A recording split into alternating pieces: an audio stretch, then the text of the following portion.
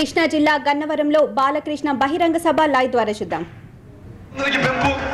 అత్యంత వెనుకబడిన వర్గాలకు ఈ గురుకుల పాఠశాలలు 10 పైసల వడ్డీకి రుణాలు, మిగతా వాళ్ళకి 25 పైసల వడ్డీకి రుణాలు, ఇలా ఎన్నెన్నో కార్యక్రమాలతో మీ ముందుకు వచ్చింది ఈనాడు తెలుగుదేశం పార్టీ.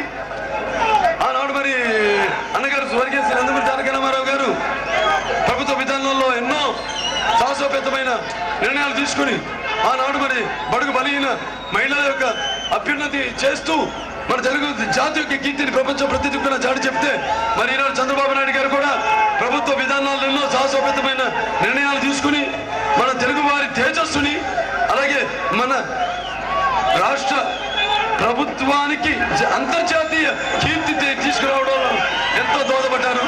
అలాగే మన దేశంలోనే ఏ ముఖ్యమంత్రికి రానటువంటి కీర్తి ప్రశ్నించడానికి రావడం మనంతా సంతోషించదగ్గ విషయం, మనంతా గర్వించదగ్గ విషయం. మరి ఇప్పుడు చూస్తున్న ఈ కాంగ్రెస్ వాళ్ళ అస్తవ్యస్త పాలనలో ఎలా ఉంది మన రాష్ట్రం? ఇప్పుడు కాంగ్రెస్ వాళ్ళు పెట్టుకుంది 3 సూత్రాలు. అది దంచుడు, గుంతుడు, ముంచుడు. దంచుడు అంటే రైతులు దంచడం, గుంతుడు అంటే మీ భూములు గుంచుకోవడం, ముంచడం అంటే మన ప్రజాస్వామ్యాన్ని నట్టెట్లో ముంచడం. ఇప్పుడు ఒక చిన్న కథ ఉంది. ఒక మా పెద్ద మనిషి వచ్చి ఇంటికి వెళ్ళి తన చొక్కా అక్కడ కొప్పికి తగిలించి మరుసటి రోజు చూస్తే జేబులో 100 రూపాయలు కనపడలేదు. తిట్టుకుంటూ ఉన్నాడు. అప్పుడు తన భార్య మీద అడిగిందంటే ఏంటని తిట్టుకుంటున్నారు, ఇట్లా 100 రూపాయలు పోయిందంటే మీరే మర్చిపోయి ఎవరికి ఇచ్చి తిట్టుకుంటుంటే మీరు పోతారు, ఒకవేళ నేనే తీశాను అనుకోండి నా తాడి తెగిపోతుంది అన్నట్టు.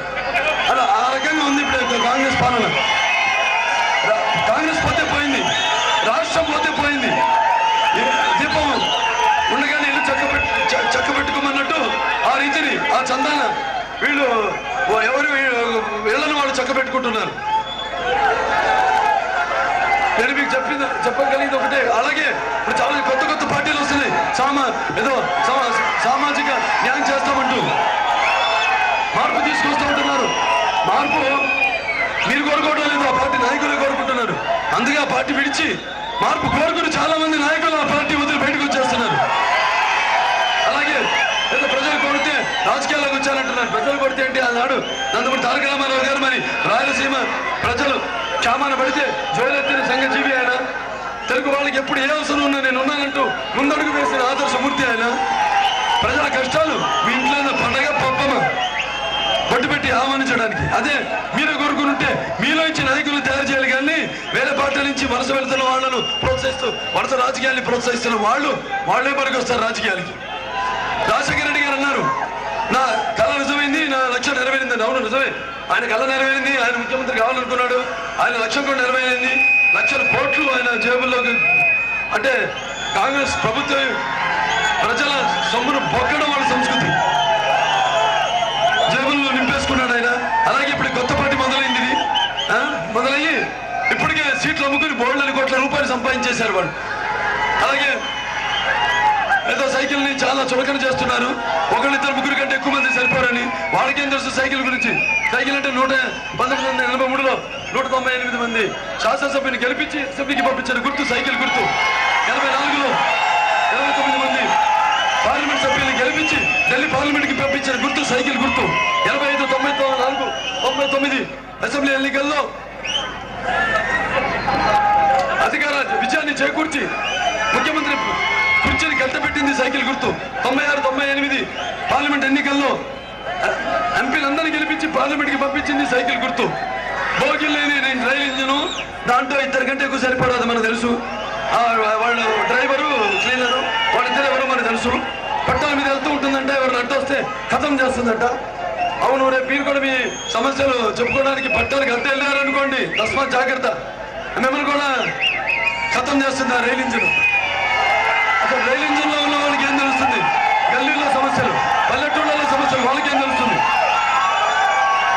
మీకు నేను చెప్పదలుచుకునేది ఒకటే, మీరెంతో రాజకీయ పరిజ్ఞానం ఉన్న వాళ్ళు. సో మన దేశంలోనే మీకంటూ ఒక ప్రత్యేకమైన స్థానాన్ని ఆనాడు రామారావు గారు ఏ ఆవశ్యకత అయితే ఎన్ని పాత్రలు అయితే చేశారో ఆ సినిమాలన్నీ ఆయనకి దారి చూపించాయి. పేదవాడి ఆకలి, పేదవాళ్ళ యొక్క కన్నీళ్లు ఆ పాత్ర ద్వారా అధ్యయనం చేసుకుని ఆయన రాజకీయాల్లోకి వచ్చారు. అలాగే ఆయనతో పాటు మీరంతా కూడా చరిత్రలోకి ఎక్కారు. సువర్ణాక్షరములతో లిఖింపబడినట్లుగా మీ చరిత్రను ప్రపంచ చరిత్ర పుటలపై లిఖించబడేలా చేశారు. ఈనాడు మళ్ళీ మనకి చాలా అవసరం ఉంది.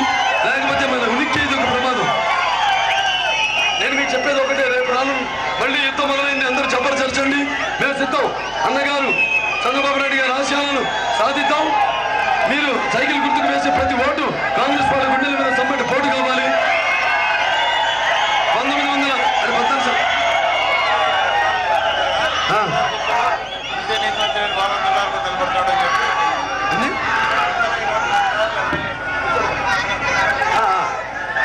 అలాగే 14 సంవత్సరాల క్రితం నేను ప్రచారం చేశాను. అప్పుడు ప్రచారం వేరు, ఇప్పుడు ప్రచారం వేరు. అప్పుడు నా ఎన్నికల ముందు టీడీపీ తరఫున ప్రచారం చేయడం